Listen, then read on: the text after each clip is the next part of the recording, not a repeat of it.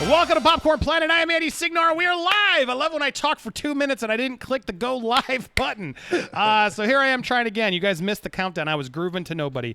But I'm here with my man Jody. What up, Jody? Yo, what's good? What's up, Andy? Man, I'm here. Pop culture today, right? No politics today. Tonight, it's a night of elections. A lot of people are doing reactions tonight. So I thought, let's go early in case people want to watch that later. Great. Here is 2 hours of distraction-free, no politics. Zero politics tonight. No politics. We're going to have some fun. Just type your comments, your questions. We're going to talk Snyder Cult. It's coming back, and it seems to be back in rare form.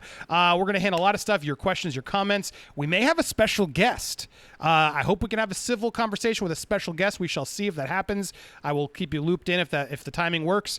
But Jody, yeah, no politics tonight. I went and voted. I think it's important for everybody to go vote. That's all I'll say. Do your thing. It's your last chance. But tonight, it's going to finally be over, and I can't wait for it to be over. So that's it. Politics are gone. Let's talk about movies and all the pop culture stuff out there. Jody, how you doing, my man? I'm good. Cheers I'm good, to you. man. Boo! To my White Claw. Shout out to the White Claw, man. I got some alcohol spray here to keep the germs away. Yeah. Doing my little thing. What's up, A&M Entertainment? What's up? Ashley, Eric, Planet of the Nerds. So many people. Shabuzi in the Tyler, house. Paul's in there. James Taylor. Thank you guys for coming in. Keo. So it's gonna be a good show. We're gonna be talking about that goddamn cult. I mean, fandom. Look, it's a slow news day because all the news today is going on though, Andy. all the news today has been politics, so it's been hard. And there's Johnny Depp yesterday, which I finally it took me a day to get my content out there because YouTube limits it always. But I finally got it through their censors. I had to bleep some stuff. But I might touch upon that a little bit. But we're gonna talk about this Snyder trailer. The Snyder Cut trailer is still gone. It's disappeared. And I want to talk about that. Ray Fisher has an update. That Forbes article, there's been an update. I've reported on it in the last few articles and videos you guys have clicked and watched, so thank you. I thought you guys want to hear Jody and I get more into this. We always talk about it. So let's start there. You guys can pivot us at any point. Send over your comments, questions, and we'll go to what you guys want to talk about tonight. Again, just no politics. But Jody, all right, so let's connect. We haven't really talked about this. I came on your stream. Right. We talked about the Joss cut. We talked about all the comments back and forth. But just an update of where we stood, there was this Forbes article that came out. And then Joss Whedon was like, yo, I'm not having any of this. Enough of this hearsay here. No, his lawyers stepped up and refuted it. And then what was even more fascinating, because I hadn't talked to you since then, Jody, they edited the article. They edited the headline and the freaking article. You don't do that unless legal comes in and says, dude, where did this come from? Do we have evidence of this? So that was a major move. And so once that happened, Ray Fisher went on, was silent. And then here came this. So here's his response. There were actually two. Let me go back. My team and I have been in contact with Forbes regarding the unorthodox changes that were made to their October 29th article written by Shiraz Faruqi. Even more concerning is that Shiraz is now listed as a former contributor. I will personally be getting to the bottom of this. Now, that was red flagged for me, number one. He's always full of red flags. To imply that he's just like, this was a day later, mind you, November 2nd, right? So to imply like 3 days later, this all just stumbled upon his lap, like he and Shiraz haven't talked as soon as that went down, is just sort of like, come on, dude, you know what's going on. And to imply that Forbes didn't reach out is also very surprising to me. I don't believe Forbes wouldn't have told Shiraz, dude, what's this article? Did you vet this? Did you vouch this? Right? We're not hearing that side of it, Jody. I mean, if they did, then that's weird. But I would assume and think Forbes came to Shiraz and said, do you have facts to back some of these quotes up? Because they're very slanderous. Otherwise, no one's confirmed or denied that, but I can only assume that's why he's no longer there. Do you agree with that assumption? That's correct. He wrote an article that had some mistruths in it. And Warner Brothers made a phone call to their head up and said, yo, this article slanderous, bro. We about to sue you. Get this shit out of here. And then that's what happened. And they fired my guy, bro. Him getting fired says a lot. Right. It's gross negligence, right? Because people make corrections to titles all the time. They make adjustments. They update their articles. But my man, you got fired off of writing this article after they edited it. That means not only what you wrote was negligent, but it was probably grossly negligent to the point where you lost your job, and they might be liable for legal ramifications, bro. Warner Brothers ain't playing. No, they are not playing. And what's interesting also is the fact that So he came back just to show everything. He came back, Shiraz. This was, again, several days later. I'd like to wholeheartedly thank everyone for their kind support. You uplifted me and defended me, my integrity. It meant the world to me. While Forbes has ended my contract, I stand behind the interview, and my goal is to continue to strive for strong reporting as a young journalist. Now, look, there's some stuff to unpack here because I've learned through my own reporting, Shiraz is part of the cult. Like, he's absolutely a Snyder fanboy who's been supportive of this. Oh, and he is. He's deep in those. Yeah, he's deep in that pocket. And so, from what I'm hearing from other sources, Forbes wasn't aware. Like, oh, his allegiance was to the movement more than the journalism. Hence, why Ray is so tight with him now and wants to do it. So there's more to their relationship that I would love for Ray to be honest about. How well do they know each other? You know, et cetera, et cetera. Is this that's important, I think, to put out there. But yeah, notice Shiraz isn't trying to sue or claiming, Forbes ended my contract. I stand behind the interview. Right? He's saying he's standing behind it. He's calling it the interview. But my goal is to continue to strive for strong reporting as young journalists. What was really interesting, before he said anything, the Snyder Army made this about race. How dare you fire this person of color from Forbes, reporting upon issues of racism and color? That it was an immediate finger to like how, oh, you guys are all racist at Forbes now. It's a common thing that's happening that really upsets me because if you overplay that card, then no one takes it seriously when it actually happens. You know what I mean? And I think Ray's playing that card way too freely with his accusations of Joss. And so now it automatically just parlayed to like, oh, well, clearly Shiraz was fired because of racism too. And you're like, based off of what evidence? There's nothing there that shows that was the case. So this is what happened there. Any comment before I go to Ray's response there, Jody, or are we on the same page? Yeah, based on the comment that he made, he's admitting guilt. He's admitting that he messed up. He says, I stand by the interview, which isn't the article. He says he stood by the interview, and he also called himself a young journalist. That lets him know that he's admitting his inexperience, he's admitting his faults, and he knows and understands exactly why he got fired. Yeah, exactly. So this happened, and then Ray responded. Any publication would be beyond lucky to have Shiraz on their staff. When I started talking Justice League specifics, he will be the first and probably only person I call. One of these other trades better pick him up ASAP. Trust me. Got him fired. So I mean, the irony and humor here. Yeah. Jody, do you want to hire that guy that just got fired for libel articles over from Forbes? You want him to come get his next libelous exclusive over in your article, your site? No. How about that?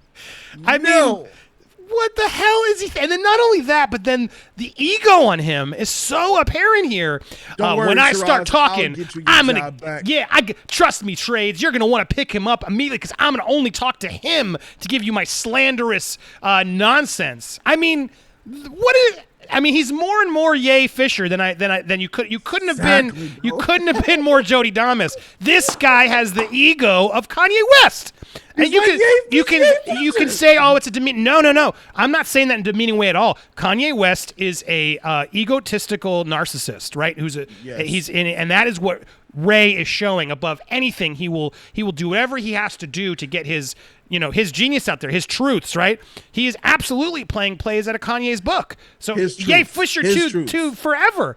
Go ahead, Jody. Yeah, your thoughts on this? That's the key word, his truths. All of this projecting that he's been putting out, man. Yeah, you cost the man his job. He cost himself his job, but that's just what happens when. And I'm going to talk about Shiraz. Your job is to be unbiased. You're not writing a persuasive piece. You're reporting the news. So when you do that, you need to just go with facts and statements and quotes, etc. But the problem is you label Joss Whedon a certain way. Maybe if you did this a month ago, maybe if you did this a week ago, you would have been safe. But the problem and the reason why you're fired today, Shiraz, and why Ye Fisher is about to get his whole sheet wrecked is simply because Toby Emmerich is the captain now. Toby Emmerich is the boss, and you played that game on his watch. Toby said, I didn't want this cut to come out. No way. I'm about to end this. Yo, Forbes. Yeah. Do you want the exclusive to that Business Art Insider article we talked about later this year? Yeah, you do? Cool. Get rid of this guy, bro, before I sue you for libelous damage and slander. Oh, okay. Fired him with the quickness, bro. I love it. This Toby guy is on fire so far. Yeah, this is what we knew so far. And to me, Shiraz, sorry if I'm saying his name. I don't know how to say his name, and I apologize if I'm saying it wrong. I'm not trying to belittle the guy, his name, but I am trying to belittle the fact that it's like, dude, you got fired clearly for an article that wasn't up to snuff from a legal standpoint. I don't believe personally that Forbes made this call because Warner Brothers called and just said, hey, yo, you pull this because we're conspiracy theories. No. This was lawyer to lawyer. This was because Forbes has to have a legal department. This is legality. This is legality. To pull the article and just pull the article because Warner Brothers told them would be also very potentially litigious. You got to be careful, right? So this was pulled from a legal perspective. It has to have been. And if it's not, then Forbes is idiotic, and I will gladly change my story here and call them out. But I just find it so hard to believe that a large publication like Forbes would not have their legal make this decision. You know what I mean, Jody? So it's like their legal decision their legal team made the decision that pieces of Ray's article needed to be edited and removed, and they needed to remove the writer for the article overall, which to me are huge red flags that should send shivers down Ray's spine, because if Ray is so confident and stands by the truth, and has the evidence, not his truth. what on earth was Forbes worried about? That is the real story here that we should be talking about. Not, oh, well, Ray said this. So this all comes into the topic of what tonight's topic was why do these Snyder fans, I'm going to be nice, I know you're going to call them something else, Jody, but why do these specific Zack Snyder fans just believe whatever they're shoveled? And so the next issue I want to handle is the fact that all the Snyder trailer cuts, the Snyder Cut trailers were all gone. And I made this video. Grace Randolph was in there making comments about it, even acknowledging the fact that something was weird. And then she quickly changed face. I'm trying to get her tweet up so you guys can see it. But she was out there sort of, banging the gong of like, uh-oh, this doesn't look good. Even Grace Randolph, Jody. And then she changed her mind and sort of was like, oh, turns out it was a non-issue. But then, Snyder cultists like the Human Toe were out there like, hey, this is what we call it. It's desperation on Andy's part. Trying to make it clear like they pulled all the trailers. Well, no, some of them are still there. The teasers, et cetera, et cetera. The point of the matter is they pulled all those movies. Now, I still stand by the fact that I think this was a power move on on HBO Max's. Absolutely. Whether they're going to admit it or anybody's going to admit it, that was a power play. You don't just do that. Now, the reason that the Snyder Army just sort of accepted it was from Aaron Couch, who I got a beef with, I'll be honest. I don't like the guy. He was disingenuous to me. We are now blocking each other because of it. I blocked him first, then he blocked me. It's always good when a real journalist blocks you because they don't want to handle the truth. But Aaron came out out of nowhere and was like, HBO Max removed August's trailer for Zack Snyder's Justice League over music rights issues, but it will likely go back up on YouTube once the issue is resolved. So that was sort of what they fed, and everyone said, oh, yeah, we'll see. There you go. Music rights issues, Jody. There was no problem. I mean, what? Why? You're telling me a studio like Warner Brothers and Zack Snyder, who has licensed this song before in Watchmen, didn't do the due diligence to get this cleared? Oh, and then illegally posted said song for months, accruing revenue, and then suddenly months later, oh, we didn't line that up? We didn't actually get the contract for that song? BS. BS, Jody. Yes, that's exactly what happened. That's exactly what happened, because when I uploaded a video with Hallelujah in it, they claimed it before the video could finish rendering. Correct. So, of course, Warner Brothers, with their millions of views and stuff, they floated for 2 months before they finally put the hammer down on Warner Brothers, right? Yeah, that's what it was. Bro, miss me with that shit. Warner Brothers has no legal department of their own. They make sure 10 departments to make sure anything that goes up isn't quality checked 100 times, right? No, they just send it out in the internet really quickly. Even after it goes up, they have lawyers that are able to fight and protect against things like this. They have cachet. That trailer would have gotten taken down immediately for copyright infringement, right? It would have gotten taken down in the first couple of days for copyright infringement. Correct. Right?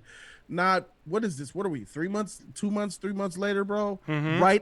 Right at the height of when Ye Fisher's talking trash, when Toby Emmerich took over Warner Brothers. That's not a coincidence. And he calls out Toby Emmerich, right? In the article, he finally called out Toby Emmerich. Yeah, that has nothing to do with this. He even says in the article, Jody, yeah, imagine the response if I had said Toby then, right? And now he is jumping. Like, of course, he's even alluding to what's about to happen. And then Toby's like, all right, I'll prove you. You want your friend Zack's movie to go away? Boo! Yeah. Oh yeah, music. We're having music clearance issues. Sorry, Zack. That's fog. It's fog. If you think that Warner Brothers if you think of Warner Brothers shut a trailer down worldwide across all heavy media platforms because of a YouTube algorithm copyright claim from Sony, you guys are crazy. Dude, I don't know exactly how this works. Well, now they're crazy. Like, even the one who I say is often crazy showed Sanity, where Grace Randolph, update, I hear, is trying to come up with a reason to give press for removing all the trailers. Not a good sign. This is a very difficult situation with high stakes for everyone. Everyone should tread carefully and responsibly when discussing this. She's well aware of what she's doing. This is Grace Randolph, who's had Zack Snyder on her channel, speaking actual facts for once, which is rare. But Jody, even she is signing the warning bells of uh-oh. And then she I'm told a reliable source tells me it's all good. Yeah, more like Zack or somebody who's like, Grace, what are you doing? Shut up. We don't want this public. Yeah. Good. It's all Grace. Good. They're about to turn the lights out. We finally came up with that excuse we were trying to come up with a reason for. We finally figured out it's music. We're all good, Grace. You don't need to talk about it anymore. Come on. This is nonsense. With the power plugs in their hand, talking about, it's all good. Pulling the plug out the wall, bro. Lights finna get shut off. Now, listen, I'm not going to go as far as that the Snyder Cut, Snyderverse movie isn't going to come out. But what I think is that it is definitely in jeopardy of being altered. I think it's going to be altered in some way, and I hope that it's Ye Fisher being completely deleted from the film, including other characters. I'm thinking that they're trying to go through it, and hopefully microscopically just examine this movie to where no threads could lead or bleed over to the main universe or lead to the future. If they release this thing, I think they probably want to go through it again to make it so tight in a bubble that not even a cultist, now those motherfuckers really don't use logic, not even a cultist could try to say that it's part of the future of DC. That's what I think. I want them. I see them doing do you watch Simpsons when Poochie, Itchy Scratchy introduces Poochie, and then I want to see Cyborg went back to his home planet. It's like he's like, you want to say? Do you? I want to. I certainly do. And that's when Poochie went back to his home planet. Cyborg went back to his home planet. I mean, yay! That's what you're doing. That is this accountability you're fighting for. Look, it goes both ways, man. And I'm over. I just don't. It's clearly because this is what cult behavior does, right? And to be fair, it's any fandom, I guess, could go. Star Wars fans have defended stuff beyond levels. So I'm just pointing out the DC fans unfairly. And I know there are some DC fans who aren't like this, who can be rationed with. Yep. But I mean, my God, they were going nuts, Jody. Once those trailers. DC fans, though, we have DC fans are in the wing waiting on what's next, not from the past. DC fans are looking for what is next. What's up with this Flashpoint movie where we're going to get the Batman's coming back and then doing the whole world warping, and so we could get a new League movie? What's up with this Aquaman 2? What's up with this Black Adam film? Nobody outside of people who are in the past, Snyder Cut lovers, are thinking about Suicide Squad, Birds of Prey type of universe stuff, BVS, Justice League. Who the heck wants to go back 5 years into the past where let's be honest here. The movies were not huge successes. They were underperformers. Justice League made $650 million on a $500 million budget. Please, that's terrible. BVS made $873 million when that movie should have made $2 billion. Please. Man of Steel made $668 million. These films, while they did make money, all underperformed according to the expectations of what they should have been. And then you add the layer on top of that the BVS dropped with some 73% from first week to second week, which tells you fans hated it. Lots of fans rushed to go see BVS, which gave it its first $300 million. But after that, it just tanked. And also, when you layer on top of that the critics destroyed those movies because they weren't critically good. And we have cast judgment on the Snyderverse movies 5 years ago. Why are we talking about it today? It's nonsensical. Right, and look again. It's just because I know people are trying to call me out and they're idiots because this is the desperation on my move. But my tweet is that This HBO guy is still on your nuts? I know they just will not. It's like the worst ex-girlfriend, dude. Go away. HBO. I'm just using him as an example of an idiot Snyder cultist because he just has no rational thinking about it. HBO Max removed all Snyder Cut trailers from their Twitter, Instagram, Facebook, YouTube. The HBO Max's official handles on social media removed the trailer. Now, yes, the teaser, the sneak peeks, they're there, as well as IGN. But I made it very clear. HBO Max removed all those things, and yet to say that that's not. To say no way, that's a power move. No way. That was clearly just a music issue. So glad you brought that up because I need to add to that. No way that Jody. There's no way that's a Warner Brothers move, and this has anything to do with Ray Fisher, who just dropped Toby Emmerich's name to condemn forever and attempt to cancel in his righteousness that's never going to end. Oh yeah, no way. Toby Emmerich's like, who's this Ray Fisher guy again? Time to make a move to show him, let's hit him where it hurts. And let's tell Zack there's sudden music clearance issues. Because the reality is they can shut that shit down whenever they want. It's like, that is the facts. Right or wrong, he's affecting now the whole work that they finally accrued for the fans. Over what, Jody? What? I still don't even understand what happened. It's because some stunt double was uncomfortable when Joss Whedon wanted him to land on the Flash. I'm like, that's, first of all, Ray's never even said that. Well, he did say that he heard. Remember, someone told him that somebody was saying racist comments. Someone told him who was in the room, said that Joss Whedon was trying to change the complexion of actors. And then Joss Whedon came back with that somersault flip kick and said, bro, like 8 or 9 different people are the ones who handle that after me. And the colorist is ultimately responsible for who does the complexions of characters for the tone. And that's Snyder's employee that worked on all his movies. Bro, and then that article got shifted and then people got fired. And then the ball started to roll after that. Joss Whedon, understand this though. Andy, I do not think that Joss Whedon only responded because he was factually telling the truth here. He responds the day after Toby Emmerich gets back in power. Right. I need you guys to understand, Toby Emmerich getting the power back is what made everybody swole and buff, bro. Like, it's Warner Brothers has returned to form. AT&T, out of there, bro. Yeah, they own them, but creatively, out of there. And that's how it should be. A company that has over 100 years of experience in the movie industry should not be managed by a telecommunications company. That's just backwards. I'm not going to be a corn farmer and try to tell my neighbor over here how to raise his pigs and his cows. It's just weird. It doesn't work that way. Areas of expertise need the respect. And I'm glad you brought up that article that you put up there from the toe. It said that IGN still had the trailer up, right? That's the official trailer, not the teaser. That's the whole trailer, I believe. IGN and others had the trailers up, correct. So this disproves the theory that they copyright claimed it. Correct. Because Warner Brothers took them down. It can't be copyright claimed because if Sony copyright claimed it on the behalf of the artist, it would be copyright claimed on IGN as well. Right, so they would have gone after all of them. Common sense here. IGN has millions of views on it. Why wouldn't they have come after IGN as well? Exactly. And I bet you IGN's still monetizing. Micro fraction of a company to Warner Brothers.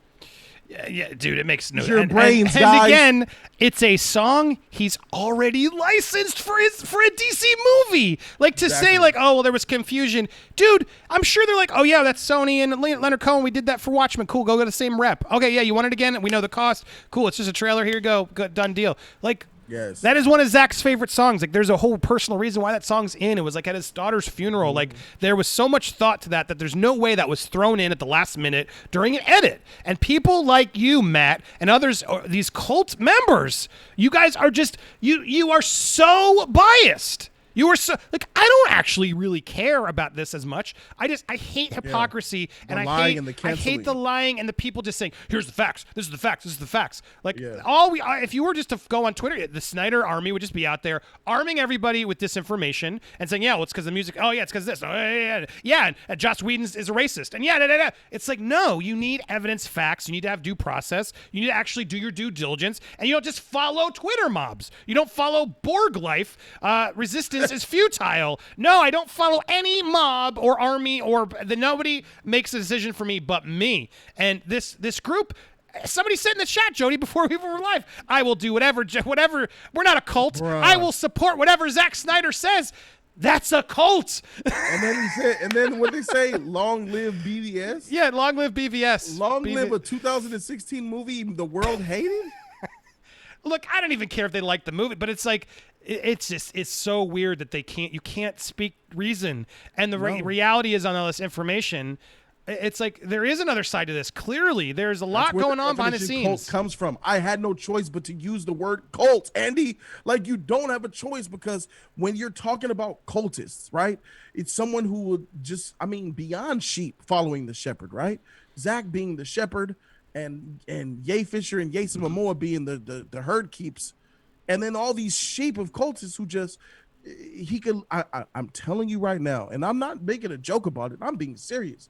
If Zack Snyder right now says, you know what, after all this going on, I think that I could be more creative and I could make the best Snyder Cut animated movie ever. I'm going to convert the whole Snyder Cut movie to an animated series. Yeah. Watch them do backflips and make excuses for why that's the best idea in the world. All right, so Jody, I got a lot of that heat out. We got this out. Yeah. I have a DC fan on the line. Do we feel like we can do this rationally and civilly? Should we try to have a conversation and try and get some of these answers, these questions answered, to see why? What are we missing? Are we missing anything? Do you really believe every excuse that comes out? Are you comfortable? Should we try briefly to see if we can have this conversation? I am about to turn my tolerance from a 1 to a 6. Wow. And I'm going to try to hear out what this DC fan, you said, well, so fan. we got Garza on, and the only reason I'm bringing Garza in is because, look, Garza and I have been respectful to each other. I do appreciate that Garza was the one who sort of helped enlighten me to the fact that, well, look, AT&T wanted this, not Warner Brothers. And I see that was real. Part of me thinks I have my own conspiracy theory, which I'm going to bring up and ask him, which I'm sure he's going to deny. But look, he's deep in there. He's a huge Snyder fan. I don't have a problem with him being a Snyder fan. I don't have a problem with us disagreeing on the movies. Where I'm just confused now is this blind following of something. And I know he's his own person. He will fight back on that. So I'm curious. I know he did have a beef with you on Twitter. There was a tweet back and forth.